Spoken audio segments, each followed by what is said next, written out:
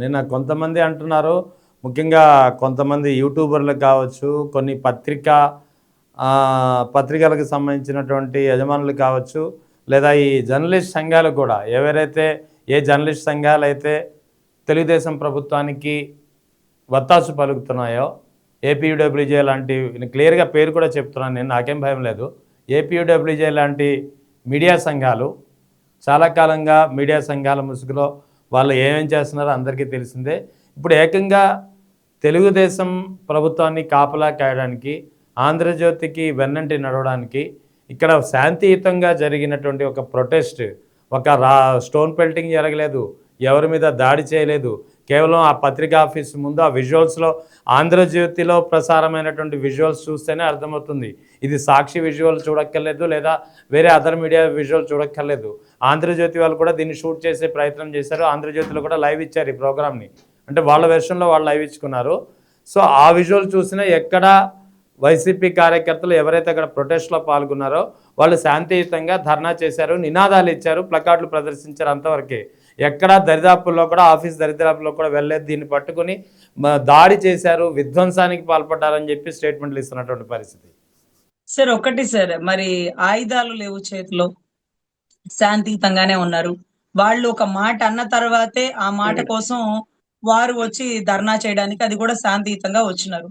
మరి ఆయుధాలు పట్టి ఆరకుండా, ఒక మంటని ఆరకుండా 7 గంటలు నిరంతరం దాడి చేసినటువంటి అంబటి రాంబాబు గారి ఇంటి మీద జరిగింది దాడి అంటారా, ధర్నా అంటారా, శాంతియుత సంఘీభావాలు అంటారా, లేకపోతే ఆయన నుంచి సారీ ఎక్స్పెక్ట్ చేయడం కోసం వస్తూ కుండీలు పగిలిపోయినాయి, కార్లు తగలబడిపోయినాయి, అద్దాలు పగిలిపోయినాయి, నిప్పులు పెట్టేసినాము అని మాట్లాడతారా? ఎంత దారుణం అంటే అసలు.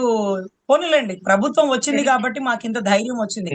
ప్రభుత్వం లేకపోతే మేము పంచాయతీ ఎన్నికల్లో కూడా బయటికి రామండి. మేము కర్రలు కాదు కదా, షర్టు ఇస్త్రీ కూడా చేసుకొని బయటికి రామండి. ఎందుకు ఇస్త్రీ దండగా? పని ఉంటే బయటకు వస్తాం, పని లేకపోతే ఇస్త్రీ ఎందుకు, బయటికి రావడం ఎందుకు?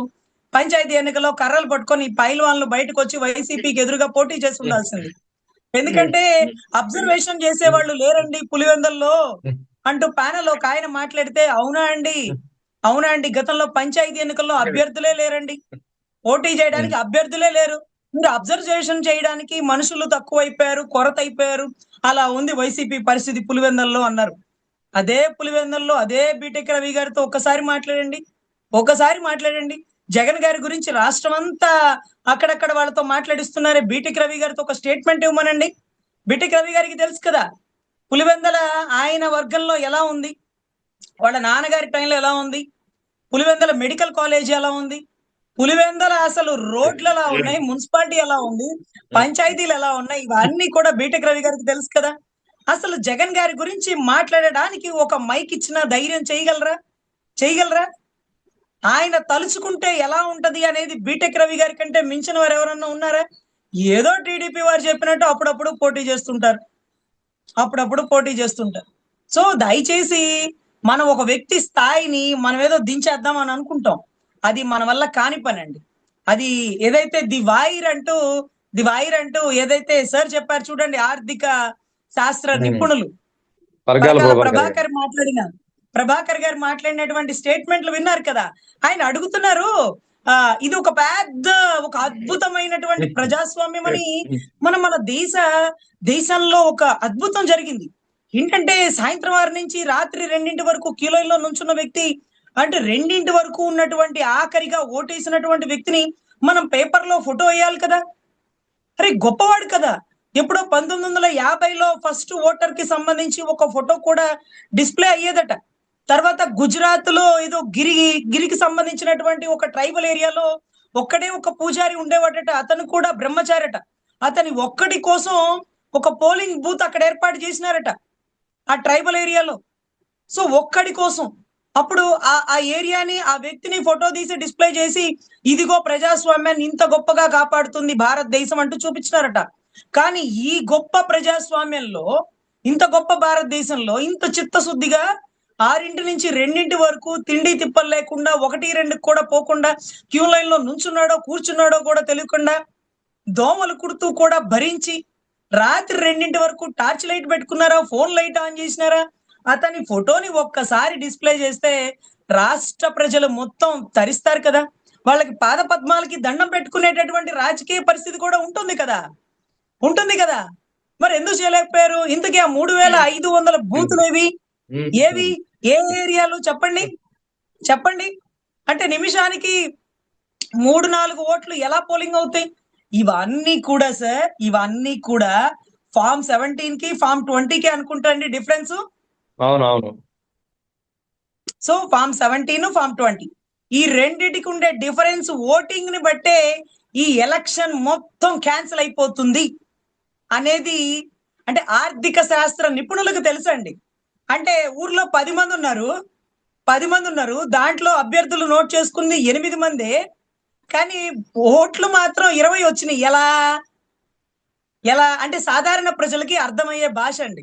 ఊర్లో ఉంది 10 మందే, దాంట్లో ఇద్దరు మైనర్లు, ఇక ఓట్లు ఓన్లీ 8 నమోదైనవి. అంటే 8 మందే వేయగలుగుతారు, కానీ ఓట్లు మాత్రం 20 వచ్చినాయి. ఎలా అనే దాన్ని బట్టే ఈ రోజు పెరిగినటువంటి ఓట్ల శాతం, నమోదైనటువంటి ఓట్ల శాతం ఫామ్ 17 ఫామ్ 20 ఈ రెండింటి డిఫరెన్స్ అనండి.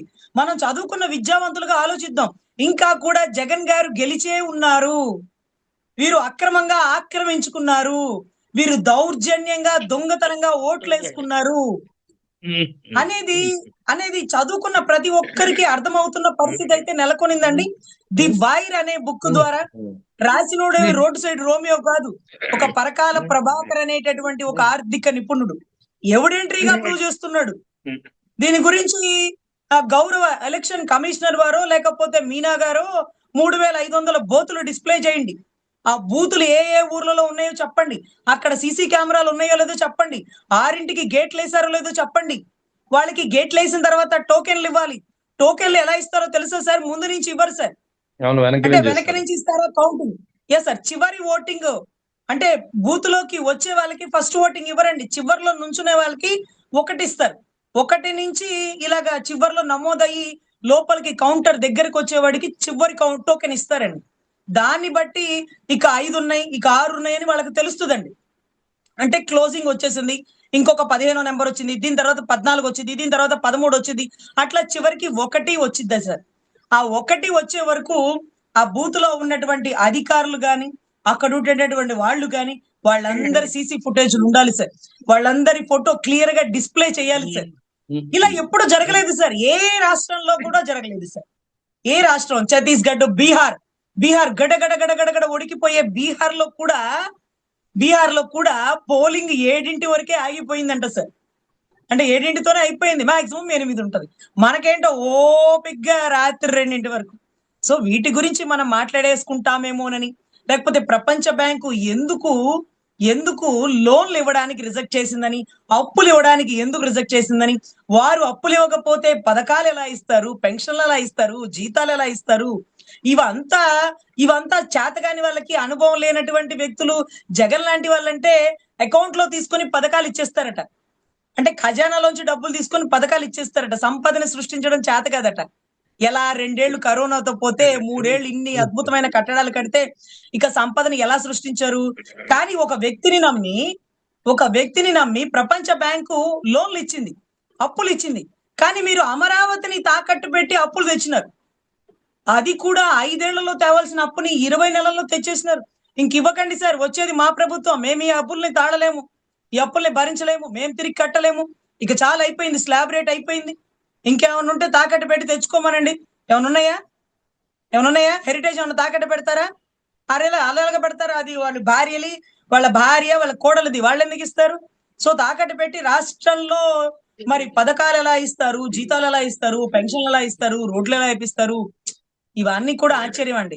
సో మనం ఎక్కడ వీటి గురించి మాట్లాడేసుకుంటామో, మావిగన్ అని ఎక్కడ మాట్లాడేసుకుంటామో, అమరావతి వచ్చే వర్షాకాలంలో ఎలా ఉంటుందో చూపిస్తాము.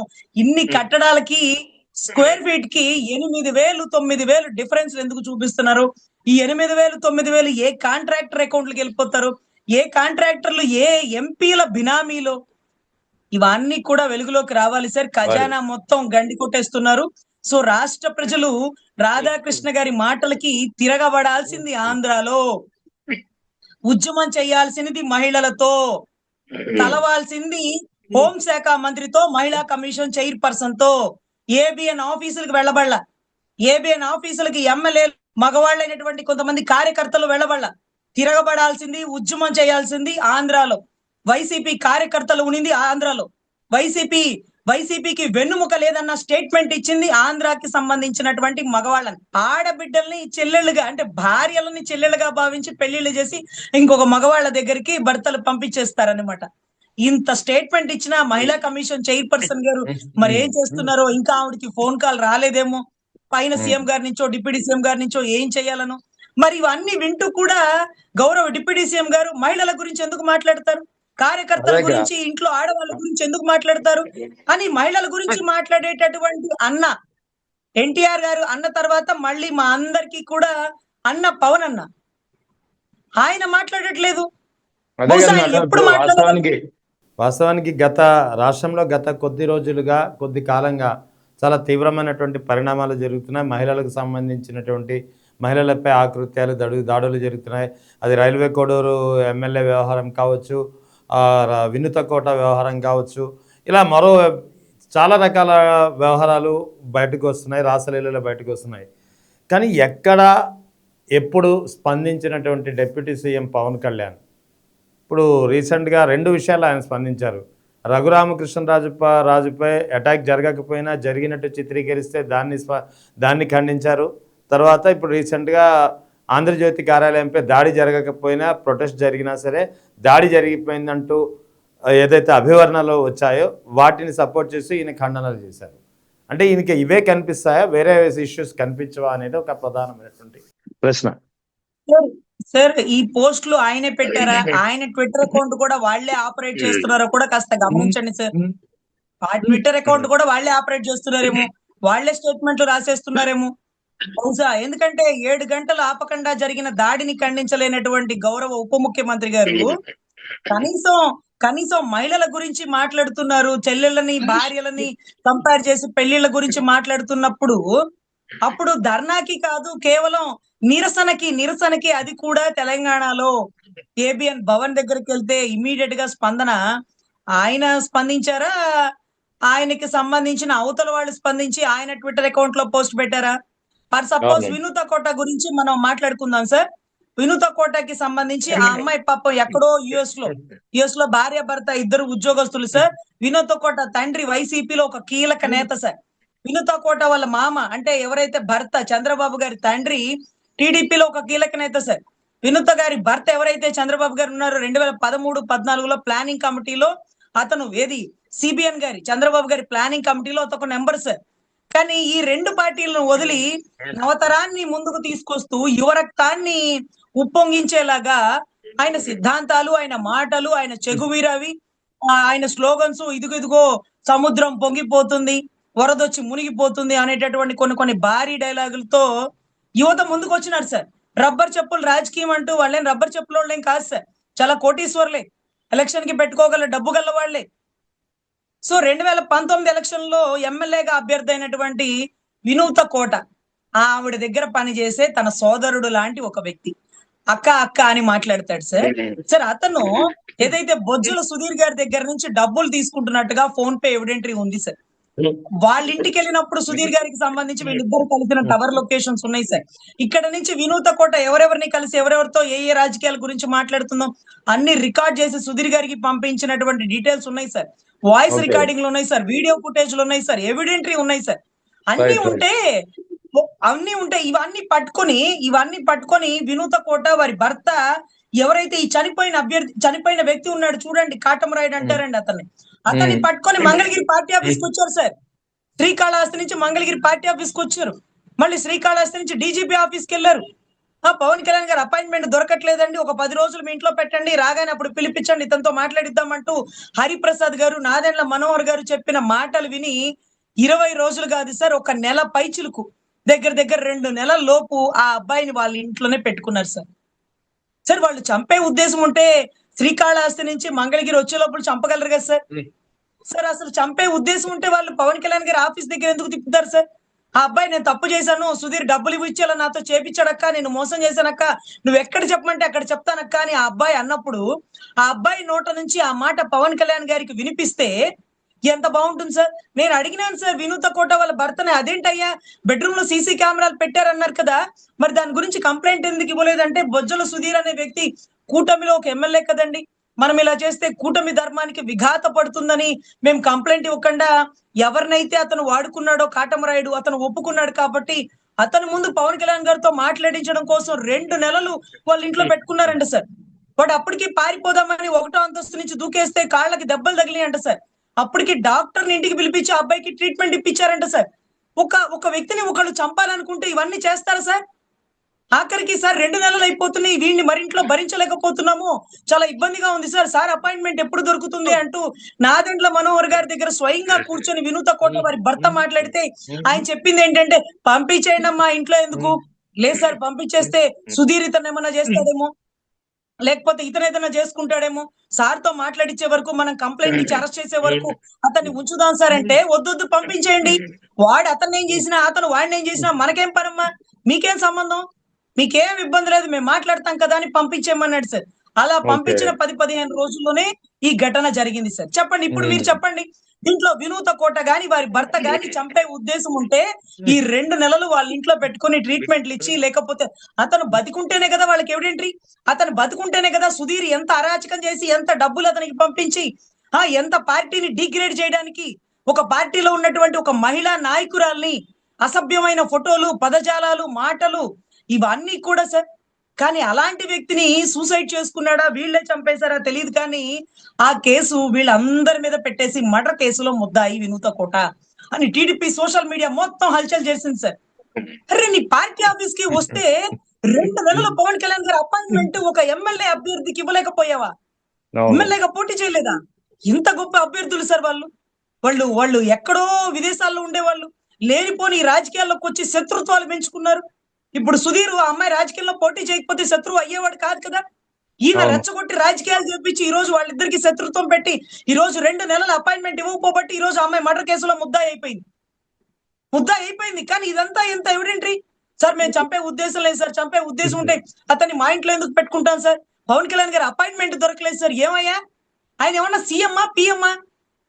మీరేమన్నా సాధారణ కార్యకర్తలు, ఒక ఎమ్మెల్యే అభ్యర్థులు కదా. ఇంత కష్టకాలంలో మీతో అమ్మాయితో మాట్లాడకపోగా, ఆ అబ్బాయిని విచారించకపోగా, సుధీర్ని మందలించకపోగా అపాయింట్మెంట్ దొరకలేదని మీరు చెప్తారేంటి?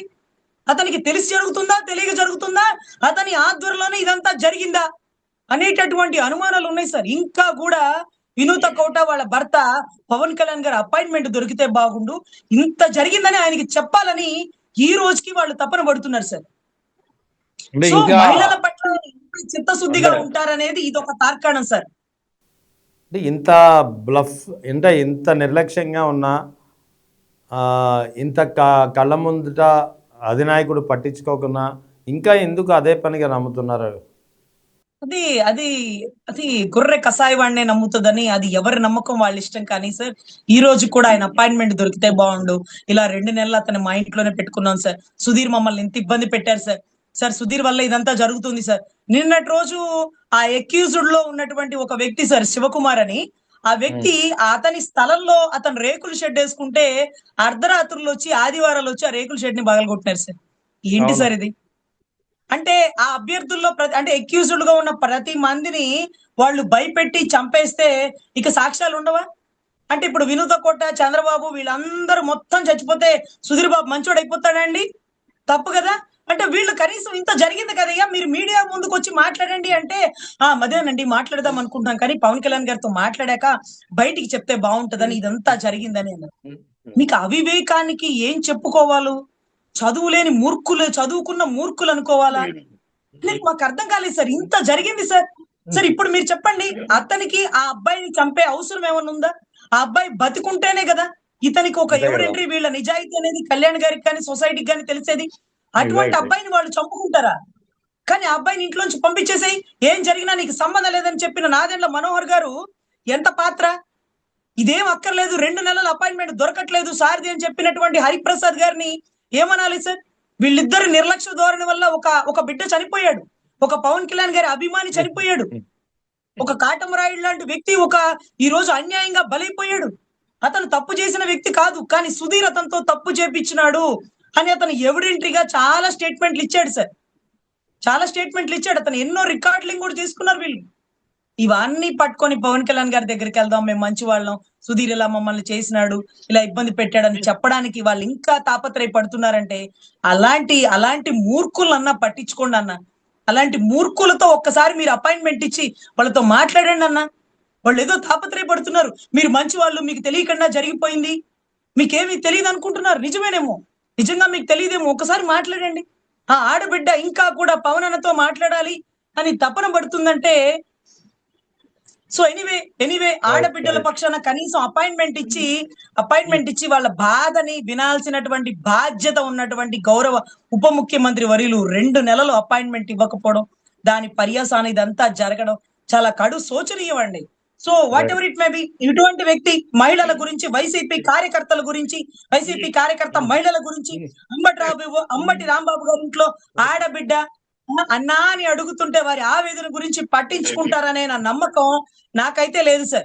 ఆయన చెప్తే బయటకు వచ్చినటువంటి మహిళ, పోటీ చేసినటువంటి మహిళ, ఆవిడికి కష్టం వస్తేనే ఆవిడని అసభ్యంగా ఫోటోలు తీయడానికి బెడ్రూమ్ లో కెమెరాలు పెట్టిన కారకుడు టీడీపీలో ప్రెసెంట్ ఉన్న ఎమ్మెల్యే అంటే, ఈ రోజుకి అతన్ని కనీసం మందలించలా, చర్యలు తీసుకోవాలా, పిలిచి మాట్లాడాల. ఆ వ్యక్తి తన అభిమాని, తన దగ్గర పనిచేసిన ఎమ్మెల్యే, వీళ్ళందరినీ పట్టించుకోని వ్యక్తి వైసీపీ కార్యకర్తల మహిళల గురించి పట్టించుకుంటాడా? అంబటి రాంబాబు గారి ఇంట్లో ఆడబిడ్డ అన్నా మీరు స్పందించండి అన్నా, మీరు మాట్లాడండి అన్నా అని అడిగితే వారి ఆర్తనాదాలు ఆయనకి వినపడతాయా? ఏమో sir what ever it may be. ప్రభుత్వాలు మహిళల పట్ల చిత్తశుద్ధిగా ఉండాలి, మహిళల పట్ల అద్భుతమైన చట్టాలు కూడా ఉన్నాయి. ఇలా మాట్లాడినటువంటి గౌరవ రాధాకృష్ణ గారికి గతంలో ఎటువంటి చర్యలు తీసుకున్నారో ఆయన అనల, పక్కన ఎవరో అంటుంటే వారించాడు, అయినా సరే ఆయన కేసులో పెట్టాడు. ఇక్కడ స్వయంగా ఈయన సొంత ఛానల్లో ఈయన చిలక పలుకులతో, రాధాకృష్ణ గారి తొలి పలుకులతో బయటకు వచ్చినటువంటి కథనాన్ని పూర్తిగా ఖండిస్తూ చట్టరీత్యా చర్యలు తీసుకోవాలని మహిళా హోంశాఖ మంత్రికి, గౌరవ మహిళా కమిషన్ చైర్పర్సన్ ని నేను మనస్ఫూర్తిగా అభ్యర్థిస్తున్నాను sir. Right madam, thank you very much. Thank you.